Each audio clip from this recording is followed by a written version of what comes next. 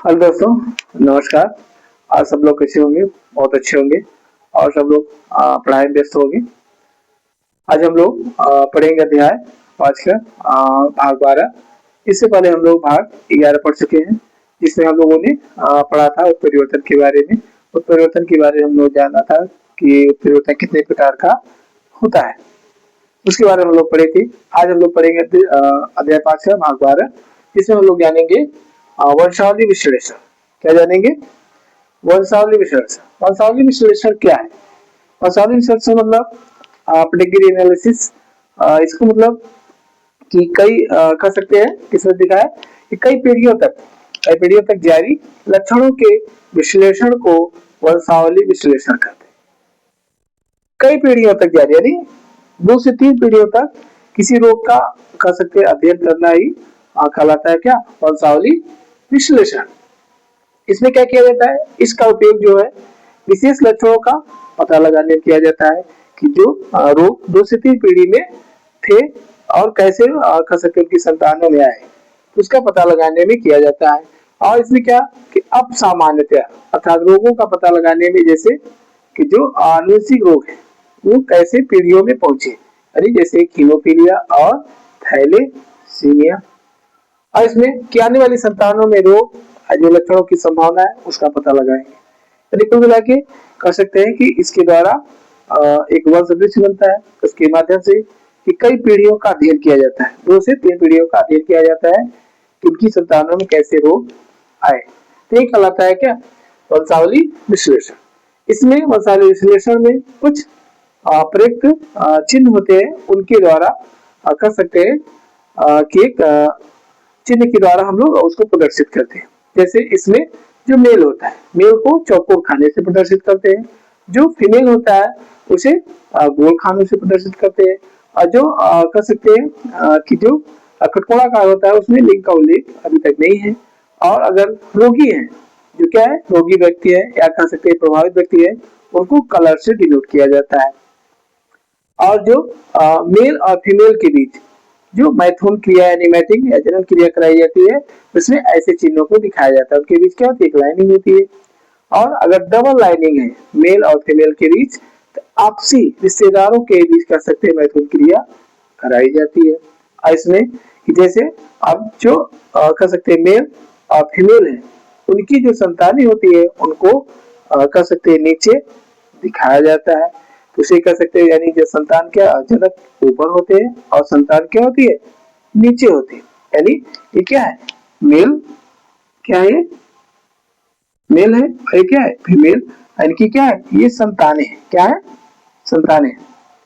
तो इनको नीचे दिखाया जाता है। अगर ऐसे ही मेल फीमेल जो है, अगर उनकी संतानें अगर रोगी होती है तो उनको क्या किया जाता है? कलर से दिखाया जाता है, जैसा कि हम लोग यहाँ देखें ऊपर। और इसमें कि जो खटकोलाकार है, इसमें लिखा है जैसे कि 5 प्रभावित संतान, यानी कि 5 संतानें किसी व्यक्ति की है जो कि क्या प्रभावित है। इसमें देखेंगे कि वंशावली विश्लेषण के जो ट्रिक्स हैं उसमें जानेंगे, यानी जो मेंडेली विकार, यानी विकार हम लोग पढ़ेंगे या आनुवंशिक जो रोग पढ़ेंगे। आनुवंशिक रोग 2 प्रकार से होगा। आनुवंशिक रोग 2 प्रकार से होगा। एक कहेंगे गुणसूत्रीय विकार, एक मेंडेली विकार। चलिए हम लोग अगले भाग में इसके बारे में हम लोग जानेंगे। इससे पहले हम लोग जाने कि मेंडेली जो विकार है ये 2 प्रकार का होता है, एक ऑटोसोम और एक लिंग सालाकार रोग।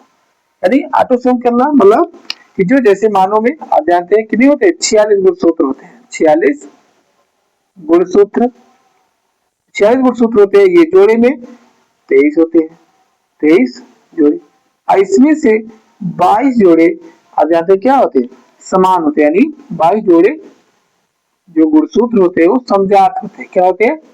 समजात। यानी मेल और फीमेल में, मेल और फीमेल में क्या होते हैं? समान होते हैं। यानी कुल मिला के ना 44 गुणसूत्र, उन्हें कहते हैं क्या? ऑटोसोम या समजात गुणसूत्र। और एक जोड़ा क्या होता है? 23वां जोड़ा जो होता है वो कह सकते हैं लिंग गुणसूत्र होता है। क्या होता है? लिंग गुणसूत्र। या जो लिंग गुणसूत्र होता है उसे हम लोग फीमेल में कह सकते हैं एक्स से प्रदर्शित करते हैं और मेल में एक्स वाई से प्रदर्शित करते हैं। तो जो ये गुणसूत्र हैं वो कहलाते हैं क्या? लिंग गुणसूत्र। या इनके द्वारा जो रोग फैलेगा, उन्हें लिंग संलग्न रोग कहेंगे। इनके अलावा जो 44 गुणसूत्र होते हैं उन्हें कहते हैं क्या, समजात गुणसूत्र, या उन्हें कहते हैं ऑटोसोम। यानी इन गुणसूत्रों के द्वारा जो रोग होता है, तो इन गुणसूत्रों में भी क्या होते हैं, जो प्रकार होते हैं, डोमिनेंट और क्या होते हैं, अप्रभावी। क्या कह सकते हैं, प्रभावी और अप्रभावी। प्रभावी रोग और अप्रभावी रोग होते हैं। प्रभावी रोग क्या होता है, अरे डोमिनेंट। डोमिनेंट मतलब ये प्रभावी। इसमें क्या जाने, यदि जो माता पिता है, क्या माँ बाप कह सकते, जो रोगी होंगे, रोगी हो तो जो बच्चे भी हैं रोगी हो सकते हैं। अगर माता पिता क्या है, रोगी है, तो उनकी क्या है संभावना, यानी बच्चों में भी है क्या, रोगी होने की है। जैसे इसमें देख रहे हैं कि माता पिता क्या है, दोनों रोगी हैं, तो उनकी जो संतानें हैं उसमें भी क्या है, रोग है। इसका उदाहरण क्या है, बायोटिक डिस्ट्रोफी है। जैसे कि इसमें एनसीईआरटी में आप देखेंगे तो जो आपको दिखाया गया है उसमें एक चित्र है, उसमें बड़ा सा चित्र बना हुआ है, उसमें देखेंगे तो आपको दिखाया गया है पृष्ठ 98 पे 515 है, उसमें आपको दिखाया गया डिस्ट्रोफी के बारे में। यानी इसमें क्या है, ये प्रभावी है। क्या है, प्रभावी। यदि माता पिता रोगी है तो उनकी संतानें भी क्या होती है, रोगी होती है। ऐसे रिसेसिव क्या है, इसमें देखेंगे क्या होगा, यदि माता पिता यानी माँ बाप अगर रोगी नहीं है और फिर भी बच्चे में रोगी है, तो इसे कहते हैं क्या, ऑटोसोम अप्रभावी। यानी माता पिता क्या है, रोगी नहीं है मगर फिर भी उनकी संतानें रोगी हो सकती है, इसे कहा जाता है क्या, ऑटोसोम अप्रभावी। अप्रभावी जीन के कर सकते हैं कारण ये रोग होता है। यानी माता पिता देख रहे रोग नहीं है मगर फिर भी क्या उनकी संतानों में रोग है।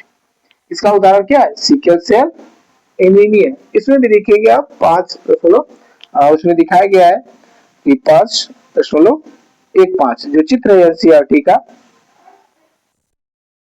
सीआरटी का जो चित्र है उसमें दिखाया गया। ऐसे लिंग संलग्न रोग, यानी जो लिंग गुणसूत्र है इनके ऊपर जो जीन होता है उसके माध्यम से जो रोग होते हैं, तो इसमें भी क्या होते हैं, प्रभावी और अप्रभावी होते हैं। तो प्रभावी में क्या है कि इसमें देखिए क्या कर रहा है, प्रभावी में यदि माता पिता रोगी है, क्या है, माता और पिता दोनों रोगी हैं और उसका पुत्र उसकी कैसे पुत्रियां रोगी हैं, तो यह कहलाता है क्या, यक्ष संलग्न प्रभावी रोग। इसमें देख रहे हैं कि माता पिता मान ले रोगी है और उसने उसकी पुत्रियां रोगी है, अपुत्र उसका क्या है, सामान्य है, तो इसे कहते हैं क्या, यक्ष संलग्न प्रभावी रोग। इसमें देख रहे हैं इसकी पुत्रियां क्या है, रोगी है। जैसा कि यहाँ पे हमने दिखाया आपको कि जो प्रभावी व्यक्ति होता है उसको कलर से डिनोट किया जाता है।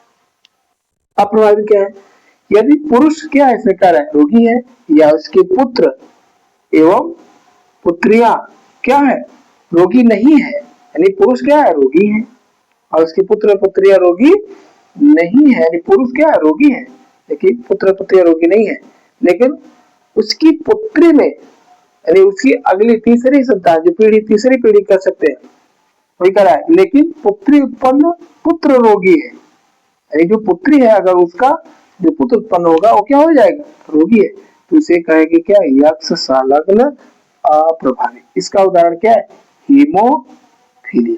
यानी इसमें एक क्या है, पुरुष रोगी है जबकि एक सामान्य है, और उसके जो पुत्र और पुत्रियां रोगी, इसे देख रहे हैं पुत्र और पुत्रियां रोगी नहीं है, मगर उसकी जो पुत्री है क्या है, जो पुत्री है यानी जो फीमेल है उसकी फिर अगर संतानें होती है तो उसमें क्या रोग उत्पन्न हो जाता है, तो इसे कहते हैं क्या, अप्रभावी रेसिसिव। तो इसमें अगर यानी यक्ष गुणसूत्र के माध्यम से जो रोग पहुंचते हैं प्रभावी अप्रभावी, तो उन्हें कहते हैं क्या, लिंग संलग्न रोग। क्या कहेंगे, लिंग संलग्न रोग या सेक्स लिंक्ड डिजीज कहेंगे। और जो लिंग गुणसूत्र नहीं है उसके अलावा जैसे कि 44 जोड़ी गुणसूत्र है यानी उसे संजात गुणसूत्र कहते हैं, उनके द्वारा यानी उन्हें कहा गया क्या, ऑटोसोम। जो ऑटोसोम होंगे उनके द्वारा अगर रोग होगा तो ऑटोसोम में भी क्या, डोमिनेंट और अप्रभावी इनके द्वारा होता है, तो नहीं ऑटोसोम या प्रभावी यानी डोमिनेंट और रिसेसिव अप्रभावी रोग उन्हें कहेंगे। इस प्रकार समझते हैं कि आपको समझ में आया होगा। अगर हमारे वीडियो को समझ आया तो लाइक करें, शेयर करें और हमारे चैनल को सब्सक्राइब करें।